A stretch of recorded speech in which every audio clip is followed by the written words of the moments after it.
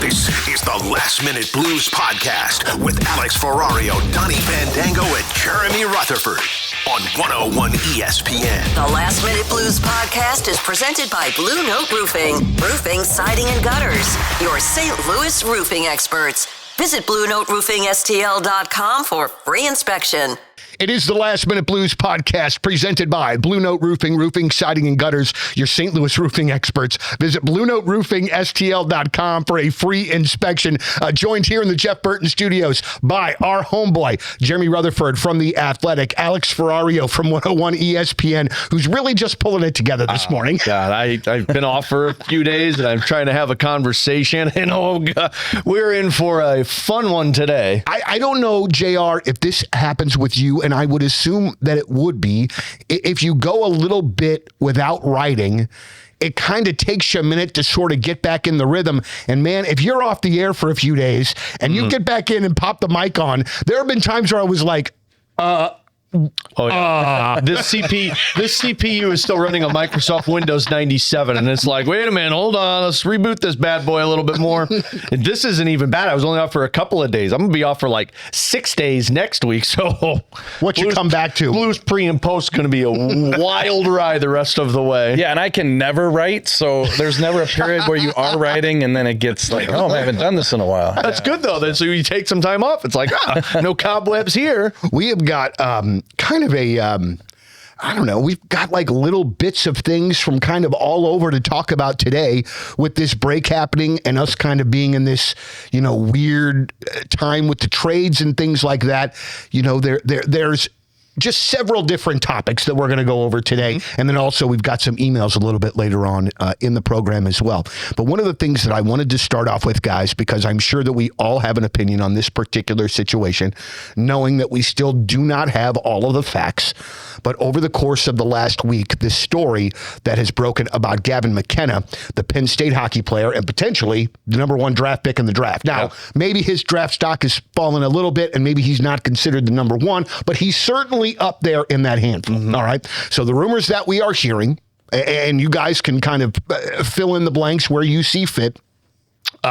Young man, Gavin McKenna, in a bar after the big Penn State-Michigan State game, I believe, on January the 31st. Now, from what I heard, there was a guy that just was just continually giving McKenna crap in this bar.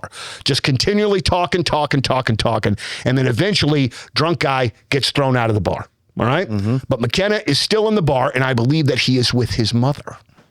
And when he is leaving said bar with his mother, this drunk guy that had gotten thrown out of the bar is essentially waiting for him outside, starts swearing at McKenna and his mom, I believe calling his mom something that I would not call somebody's mom of somebody that I didn't like. Something that if you called somebody on the street, allegedly, you would get probably punched. And so essentially, Gavin McKenna had enough and took this dude out and broke his jaw in a couple of places. And I know that I shouldn't laugh about this, but if that is indeed the case, I'm going to laugh my ass off because what did you think was going to happen there, Jack? Did I get the story essentially right? Have you guys heard more? Have you heard less? I haven't heard any more with it. Obviously, all of it is alleged right now until we get more information. But that's the when it popped, like behind the curtain story. I was supposed to do an interview with Greg Wyshynski from ESPN for our pregame that night, and we had it set up. And he goes, "Hey, man, the Bjugstad trade happened," which I know we're going to get to in a bit. And he's like, "Hey, I got to fill this stuff out. Panarin trade." It's like, "Let me do this, and then we'll get back to you." So we delayed it a little bit, and then I called him, and he's like, "Hey, man, this McKenna stuff just broke, so I'm not going to be able to come on with you." And I'm like, "McKenna stuff broke?" So I pulled my phone up, and I'm like, "Oh my gosh!" Yeah, I mean, all of that is what I had heard up to this point. Now, I know obviously this has still got a little bit more legs to go, but I think I'm more fascinated by people's reaction to it originally saying like, oh, well, his draft stock is just going to completely plummet.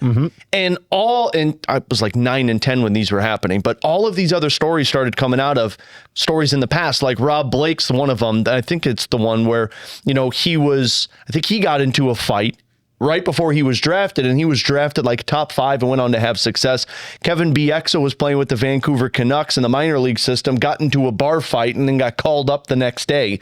So like the stories of the past, And then it's like the Gavin McKenna stuff coming out, and it's like, oh man, he could face up to 20 years in prison. It's like, whoa, wait a minute here. Plus, the other part that I found not funny about it, but kind of humorous was this happened at a bar. If this would have happened in a game, like a fight in a game, I don't think anybody would be reacting the way that they're reacting right now with Gavin McKenna. But I mean, if it all turns out to be true to where saying foul language to him, trying to basically egg him on and pull him into this so that whatever this guy's amusement could be from it, if you call my mom what you allegedly called my mom, how did you not expect that to happen? Now, I know you're an athlete in college and, man, your future, you don't want to mess anything up with your future. But if you get removed from the bar and the stories that are coming out with this of like, look, his teammates stepped in to try and calm things down. It didn't work. This kid gets thrown out. He's waiting for them outside, continues to egg them on. And at some point, like, you have to believe what happened in that circumstance is going to happen in real life. Absolutely. Yeah, I just think the Blues, since Ryan Reeves left, have needed an enforcer. And if you can get the second or third pick, maybe win the lottery and get the number one pick, here's the guy you've been looking for a long time in terms of, you know, Braden Shen's had to do the job. A lot of other guys have had to do the job. Now you got that heavy left. Gavin McKenna. And now you have heavy meaning McKenna. 6 foot, 180 pounds. No, so once we saw that the charges are dropped, it's like, you know, they did their homework. They said, what did he call her? She called her. Okay, all right, never mind. Yep, charges dropped. The felony charge got dropped just a couple of days after, it seems like.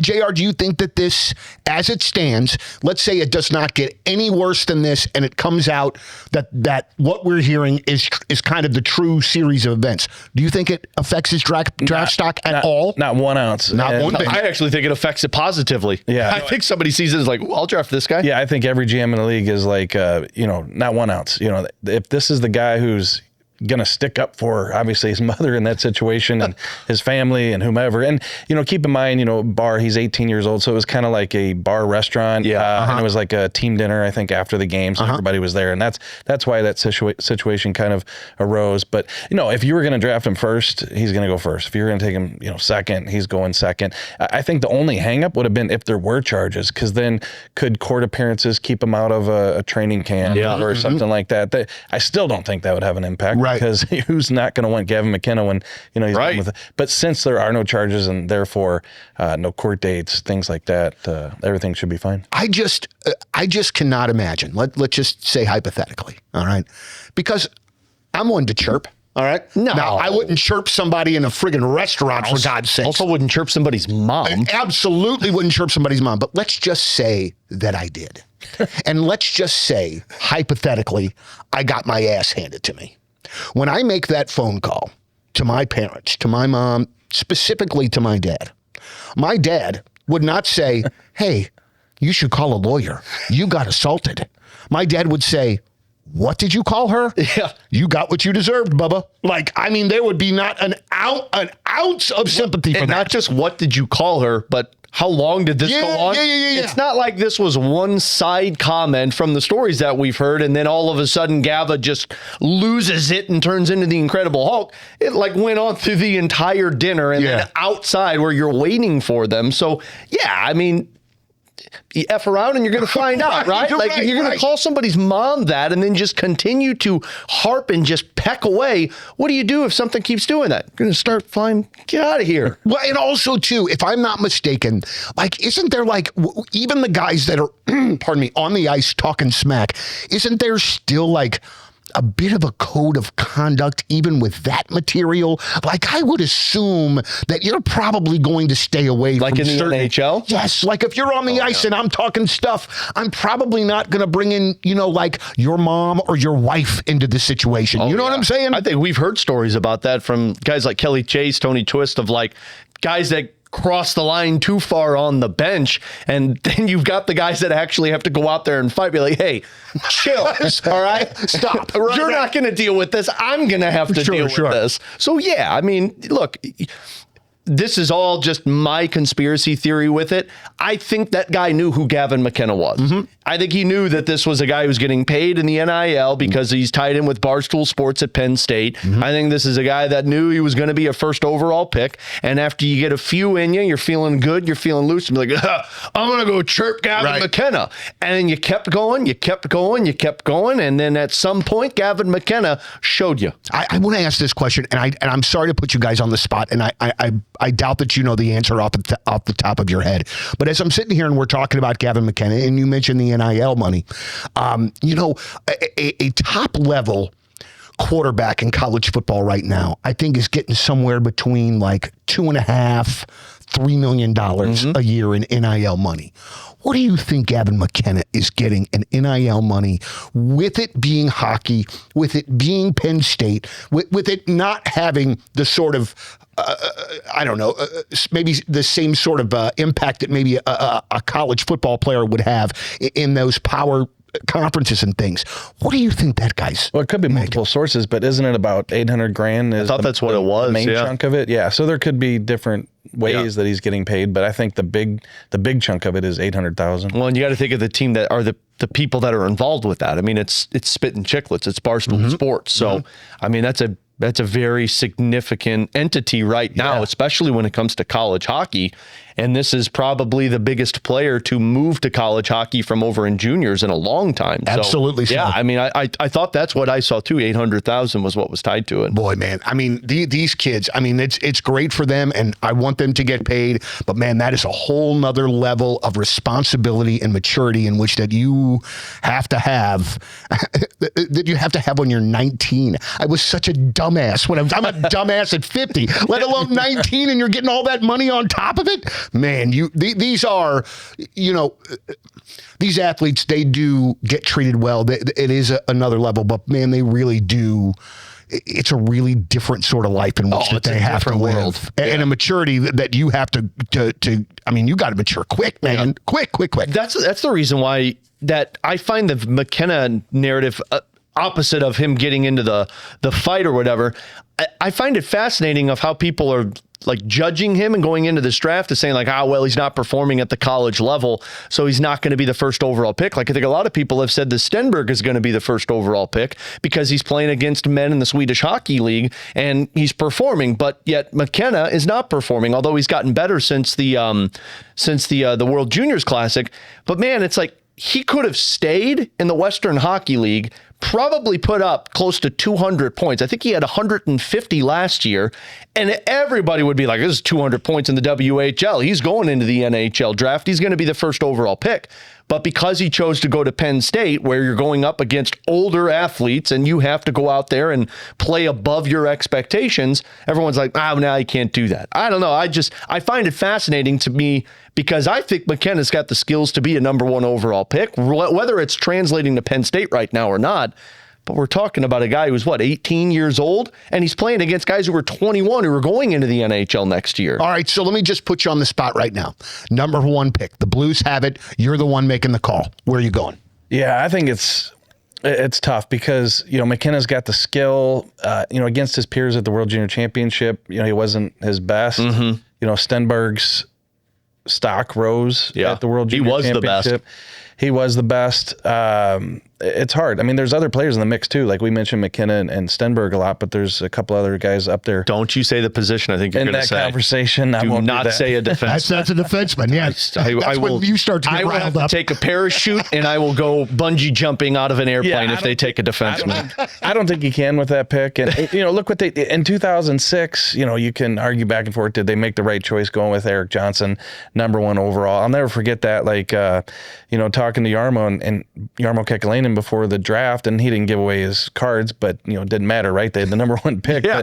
But he's like, you need a defenseman, start from the blue line out, and but gosh, you had that one. I kind of get that though, don't you, JR? Like you were rebuilding. You had just moved on from Chris Pronger. When you rebuild, what do they always say? You goaltending out, and it's like, how hard is it to find big shot defensemen who can create offensively and play hard defensively? And Eric Johnson was that. No, yeah, he was, and he was big, and he was a right shot. So he was the guy to take. The only thing is they do so much homework on these players, and I felt like when Eric Johnson got here, like, did he have that? Did he have that, not swagger, but desire every single day to push the limits to be the best that I could be? And you think if you're doing your homework on that guy, you would know if he is that type of player. And I don't know that he was. Obviously, he went on to have a great career. He won a Stanley Cup in Colorado. But, you hear TJ Oshie saying, Taves. Taves. That was the part for me. And so, of course, if you're the Blues or you're listening to a 22-year-old TJ Oshie saying take my buddy or whatever, no, but you did see a Jonathan Taves get to the league who had those characteristics and beyond. So I just think that did it work out? Everything, I guess, works out, but for Eric Johnson to be the number 1 pick, that was the right pick at the right time. Defense, but I don't think defense is the right pick. Thank you for illustrating my point of not taking a defenseman. Though, like, if it's me, I'm taking Stenberg. I never answered, so I'll go Stenberg. I thought you were doing that on purpose. Yeah. I was like, JR just laid it out perfectly. I'll take Stenberg. But the whole thing about this, if the Blues don't get the number 1 and it is 2, 3, 4, you're still going to wind up with, let me ask you this. We are still, I understand potentially, going to wind up with most likely a difference-making forward with that pick. At 1 or 2, yes. Yeah, I was going to say if you're 5, it might be. Yeah, if you're 3 through 5, I don't think you're going to. I think you might be having to go defenseman or trade down. Like I don't think you can. Like, and I've studied these standings because it's where we're at these days in the season. I don't know if you can fall any further in terms of the lottery percentage below 5. Okay. Because I think it's you, the Rangers, Calgary, and Vancouver. I think those are the teams that are jockeying. Nashville's distancing themselves. Chicago's distancing themselves. I think it's you and those other 4 teams. But you could end up with 3, 4, 5. And unless one of these teams that are in front of you that desperately want a defenseman, then maybe one of those players drop down. But I mean, if you're not drafting 1 or 2, you might have to take a defenseman or take a guy that's a year away. Still could be a difference maker, but not a next season top line difference maker. Yeah, because say you finish with the 3rd or 4th worst record, so you have the 3rd or 4th, best odds, right? Yeah. If the 5th team can still jump, if they jump to the top pick, that pushes everybody back 1 spot. Now you're 5th or even 6th. So I think that Alex is right there in terms of, it's not a guarantee that you're going to be in position to take one of those top 2 forwards. I want to ask this real quick, and this isn't anything that we had talked about beforehand, but with Jarmo now in Buffalo. Yep. And leading the Sabres, and the Sabres legitimately looking like they could be buyers at the deadline. Looks like they will be. Does his time in St. Louis, I mean, this is such a silly question. I don't even know but like, does a guy like Kyrou fit in Buffalo with what Jarmo already kind of knows about him, seeing him being around the team as much as he has been? But I guess it's been a while because he was in Columbus for so long as well. And maybe that doesn't even come into play. I don't think Jarmo has had anything to do with Kyrou or any of those guys. Bill Armstrong, correct me if I'm wrong here, JR, he was a part of the Parayko draft. Yeah, so Bill Armstrong took over. Jarmo left in 2000? I thought it was. I'm going to look it up. Yeah. I know he's been gone a minute. Yeah. His last thing, I thought it was 2010 after he That's made what I thought. Yeah, after he made the Tarasenko Schwartz picks. I'm double checking it while we're going through this. Yeah, that's when he left for Columbus because he wanted the GM job here in St. Louis. And then when it went to Doug, then Jarmo left. Right on. Yeah. So, 2013 was when he took on the job with the Columbus Blue Jackets. But he was a part of the drafts for Pietrangelo, Oshie, Berglund, Perron, and Backus before he returned to Finland to take the general manager job. So he was with the Blues in 2010, went to Finland for a few years, and then joined the Columbus Blue Jackets. So that will come into play. But to your point with Kyrou, that was a Bill Armstrong draft. Okay. So like a majority, I think all of the players had Bill Armstrong ties with them. It's just crazy how we're really just in this crazy like middle ground until the trade deadline. Yeah. I mean, it's just for the next month, it's what ifs. I mean, that's really what we're here right for. now. All right, so Nick Bjugstad gets moved right before the trade freeze. Talk about this move real quick, guys. Obviously not a huge move. The Devils, what's going on there in New Jersey? I mean, isn't that a mess there? I don't know what the Devils are doing. Like, I think I saw a lot of fans' reaction and people that cover the Devils being like, what's going on here? Like, you're kind of that bubble team. You're trying to trade away Dougie Hamilton, and now you're keeping Dougie Hamilton. You're trying to find help, but you're bringing in another center. I was surprised that Bjugstad was the one that got moved. I think it was right after we finished our podcast that day, and I think I said on the podcast, I don't see Bjugstad getting moved. It's one for Alex. But, I mean, I thought like a Pius Suter would have made more sense for teams, and maybe he still does, but if you're New Jersey, I would look at that and say, well, I wonder if that's insurance for them moving out guys. Mm-hmm. They're going to be moving out pieces so that other guys get other opportunities, and Bjugstad's a really good filler for them, but maybe they're looking to compete. To me, I saw it on the Blues angle. I was like, okay, I mean, you could get something. I mean, you signed him for, what was it, 1.25 mil? 175. 175, and you got a 4th round pick and a lottery ticket player who was drafted in the 2nd round in the minor leagues. Like, I liked Bjugstad. I thought he was a real personable guy, but he didn't fill that void that I thought the Blues were going to need in terms of that depth down the middle and that big size.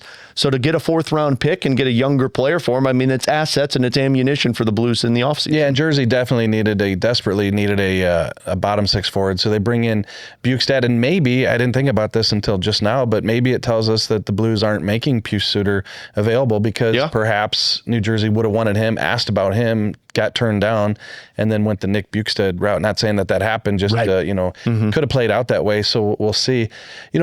It's not a surprise to me, just from the standpoint that you're going to have some injured players coming back. I'm sure we'll get into that a little bit. You're going to have Robert Thomas coming back. You're going to have Otto Stenberg coming back. I think he got nicked up in Springfield, but he should be okay.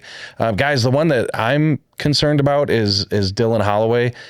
Could we see him shut down for the rest of the season? This high ankle sprain really has been a bother, and it gets to a point where I think the Blues have to ask themselves if surgery is necessary.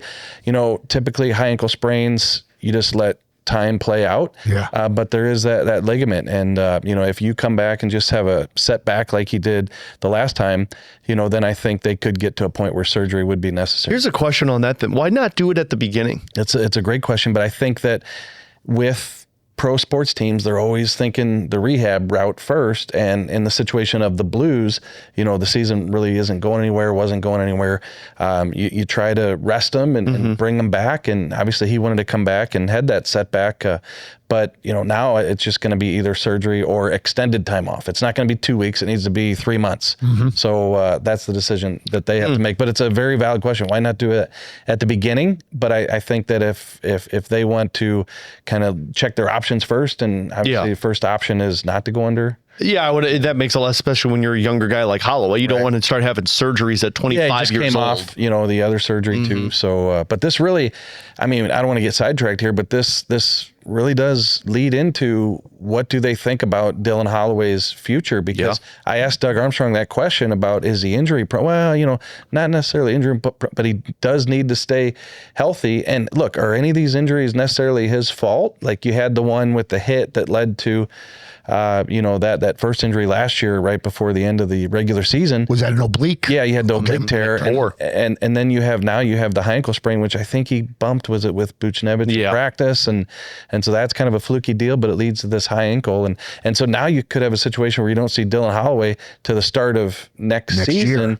But in the meantime, you got to get the contract done because he's RFA this summer. Right. Wow. Well, wow. And then how do you even judge that if you are the Blues? And then if you're Holloway, I would think 6 months ago, or maybe prior to the oblique, you're thinking to yourself, man, I'm going to sign a 7 or 8 year deal. This is going to be a lot of dough.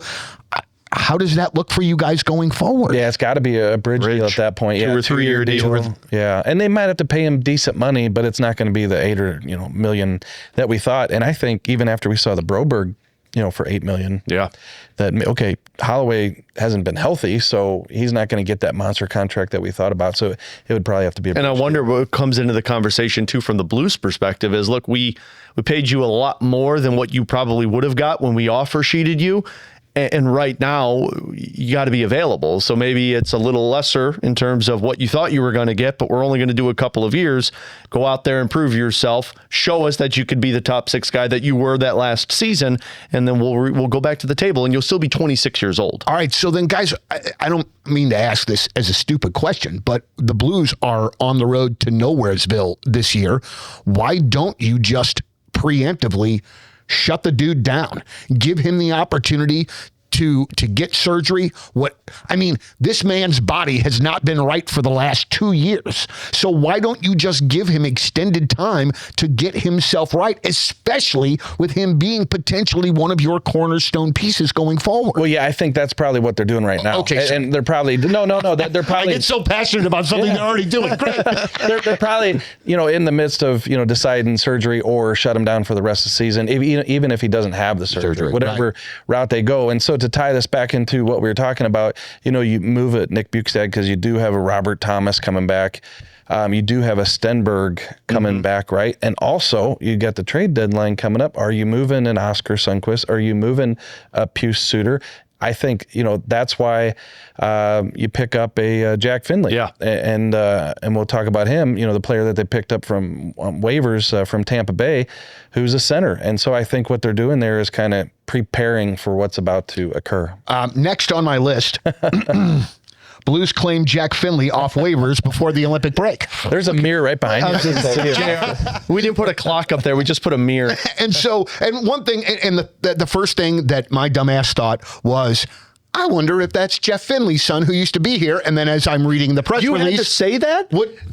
You didn't look at him and be like, oh, that's Jeff Finley's kid. Well, first of all, and I'm just being very honest with you, if I saw Jeff Finley's face right now, I wouldn't know. Oh, God. So that makes sense. So that would be a losing proposition for me. That was my childhood, though. So, like, the Jeff Finley era was like when Alex was prime Blues fan. So, like, I remember him being Pronger's teammate on the pairing mate. I remember those thick eyebrows that he had. So when I pulled up Jack Finley's, I'm like, oh, yeah, that's Jeff Finley's kid. Well, funny thing is when they acquired him on waivers the other day, right? I said, the Blues get Jack Finley. So I pulled up his bio, and I was with the hockey team on a trip to Chicago. So a lot of the hockey moms were in the lobby area right there. Yeah. I put his picture up, and they said, yeah, we're going to go some more games. Go for the attractive ones. They said, yeah. Well, no, what are the girls saying now? The ladies, what do they call it? It's like a. I have a 4-year-old, so I don't know. But it's like it's like a fish tank with boys. That's what they're calling the hockey game. Fish tank with boys. Yeah, it's like a fish tank, but it's like a thing. It's like it's been on socials. God dang it. This is so embarrassing because Mary just said this to me the other day. She was like over the top about some player or whatever, and she was, crap. Damn it. 22 minutes to remember. Yeah.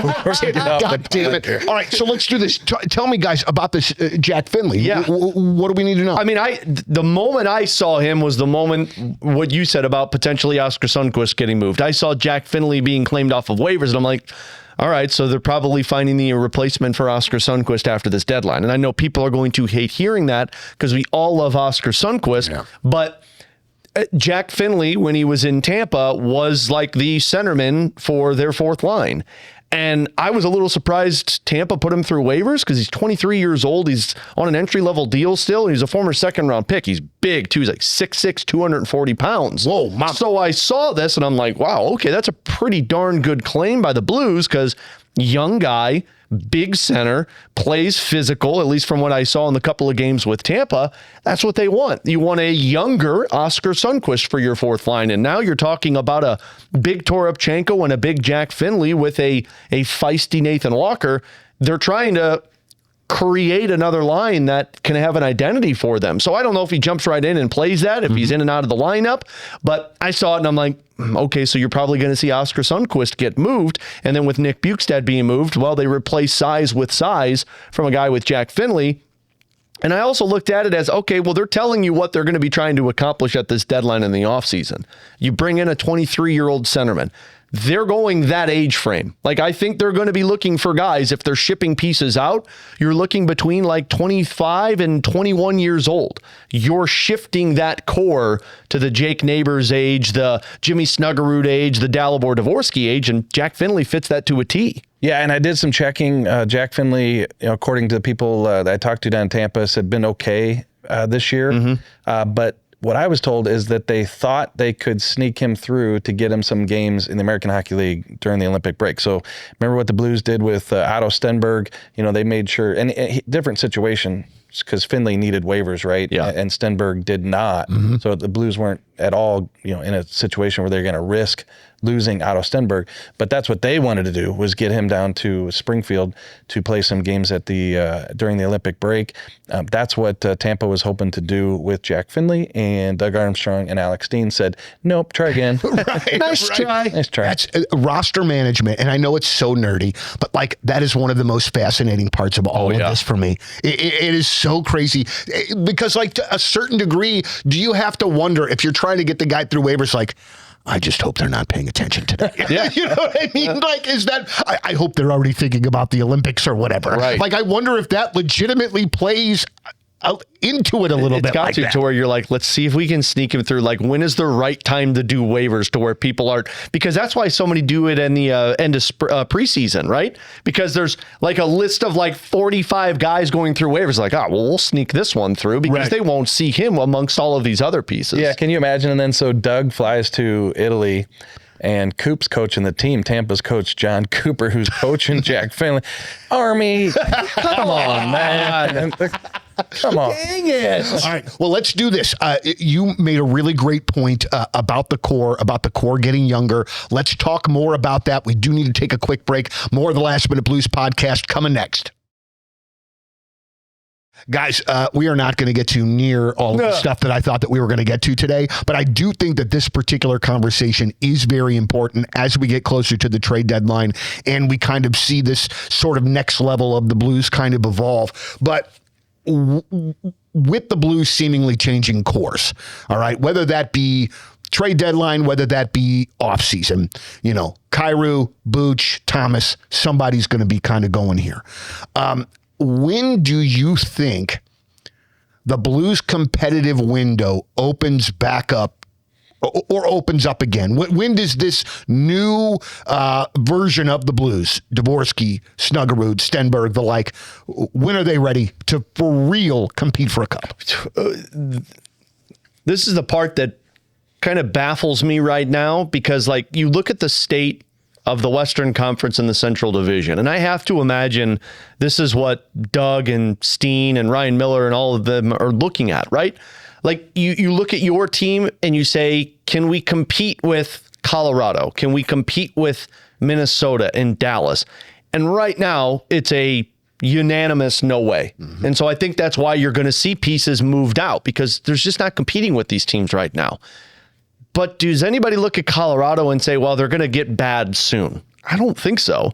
Same with Minnesota. And if they keep Quinn Hughes, I don't know if anybody's looking at Minnesota saying, well, they're going to be bad in a couple of years. They're not getting older. They've got Kaprizov. They've got Boldy. They've got younger pieces.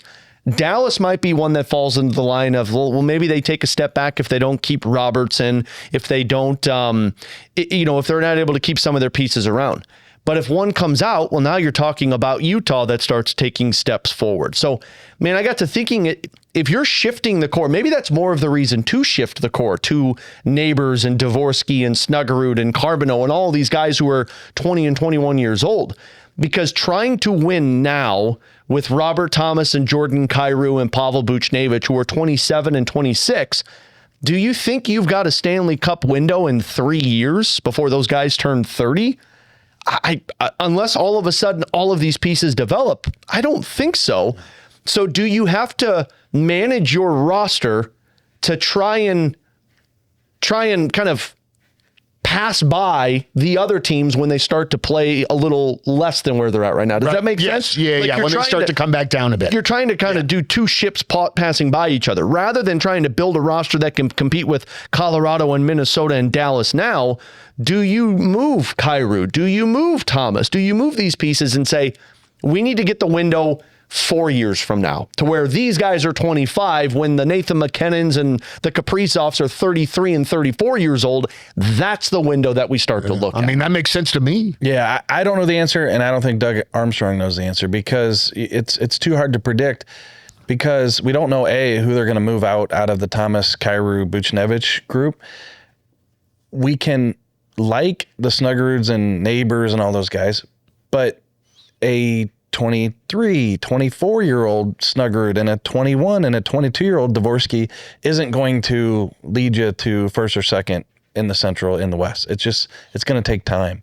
And the main reason we don't know the answer to this question is that we don't know who they're going to sign in free agency or make a trade for in 2 or 3 years when they feel like they're trying to get closer at that point where they can get closer, because that's what happens is you can't win the entire thing based on your draft picks, and it can't be your trades, and it can't be, the free agent signing. It's got to be a combination of all those. So we're in that stage right now where they've drafted and now they're developing these young players. It's going to take time for them to get to a position where they can contribute. Then Alex Steen pulls off this trade that brings you so-and-so, and then you go into the free agent market. Oh my gosh, the Blues are players for that guy? That's crazy. And now all of a sudden he may or may not join you.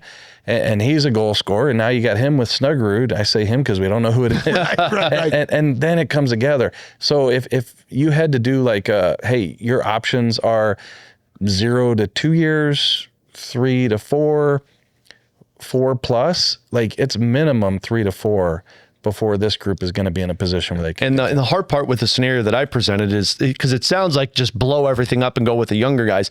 I don't think you can do that, because then you get into the mindset of we're just going to be bad consistently, and that's not the mindset you want for Dvorsky and Stuggerud and Carbonneau and Stenberg. So like, you've got to do this wiggle room where you're competitive, but you're shifting the competitiveness to a younger group rather than focusing on, because when we saw Thomas and Kyrou and Buchnevich last year, it was like, oh, okay, they can win now with these guys, or at least in the next couple of years.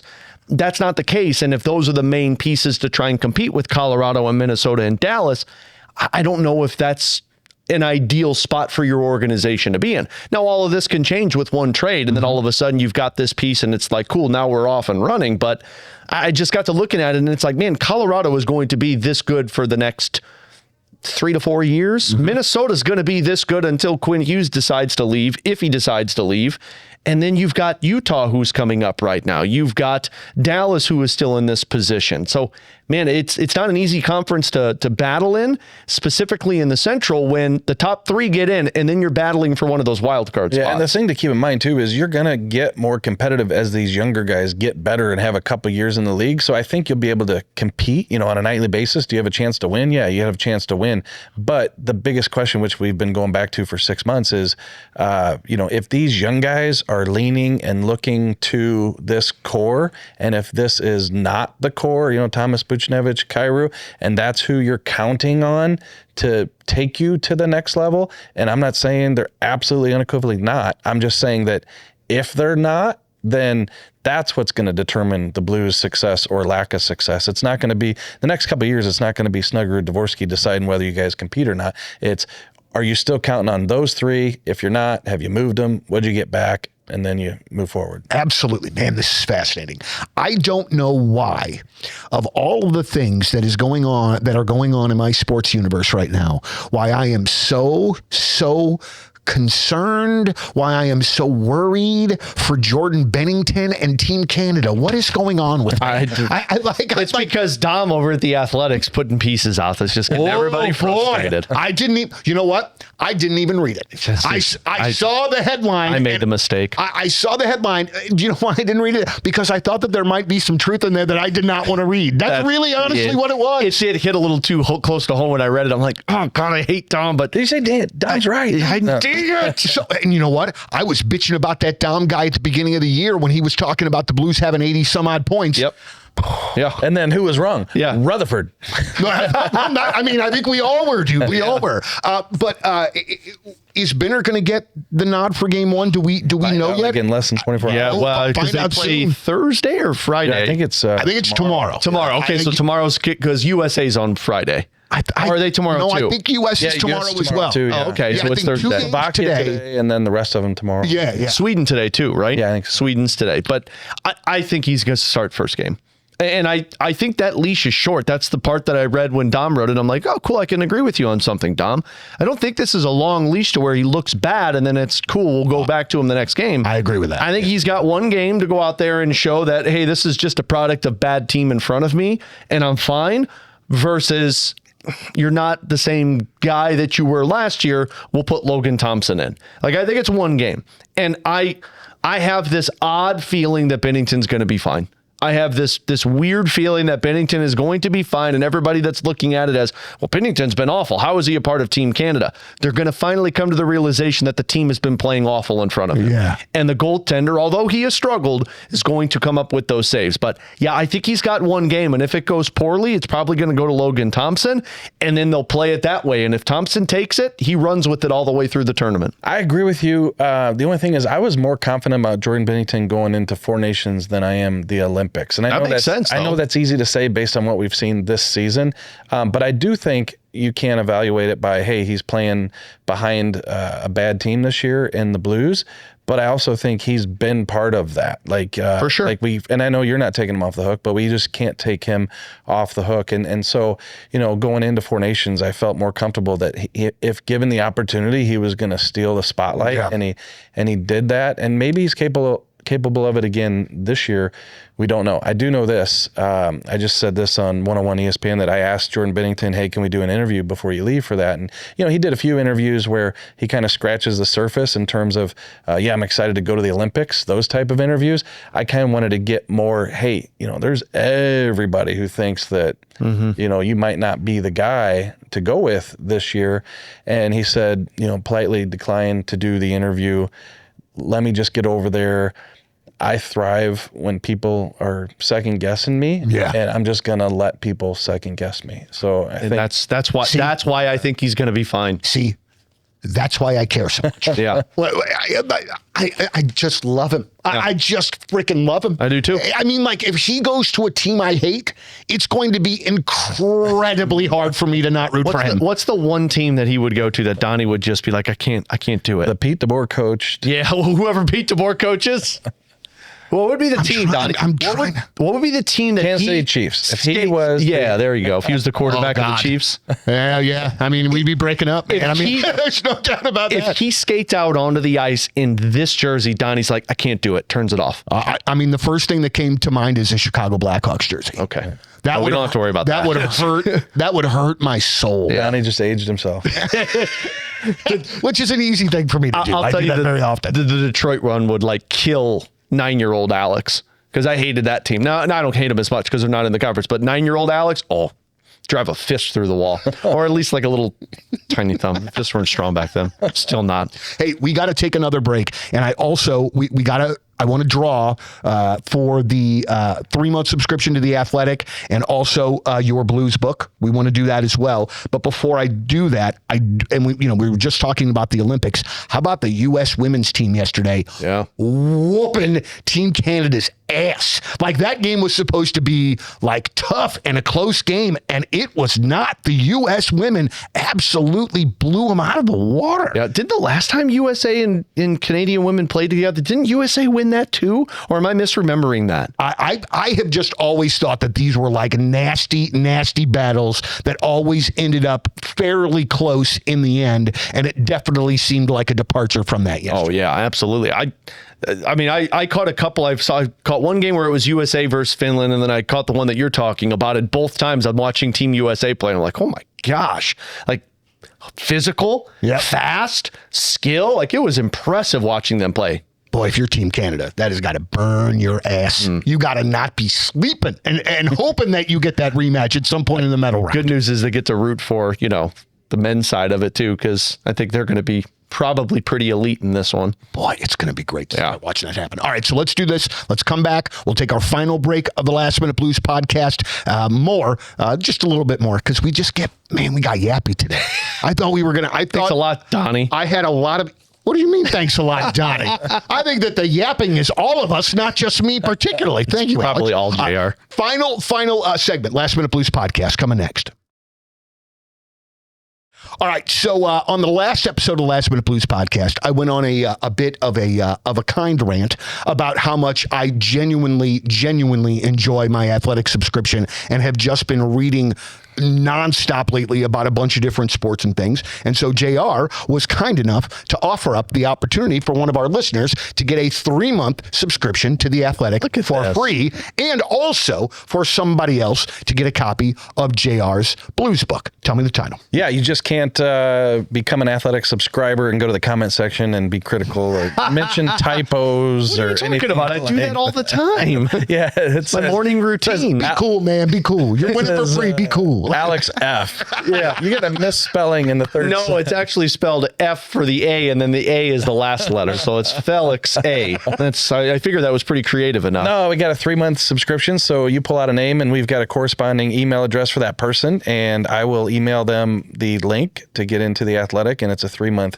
subscription. And then also we'll pull out a second one for the book. It's 100 Things Blues Fans Should Know and Do Before They Die. I wrote the original book in 2014, but there are 100 references in there into not winning a Stanley Cup. So in 2019, what happened?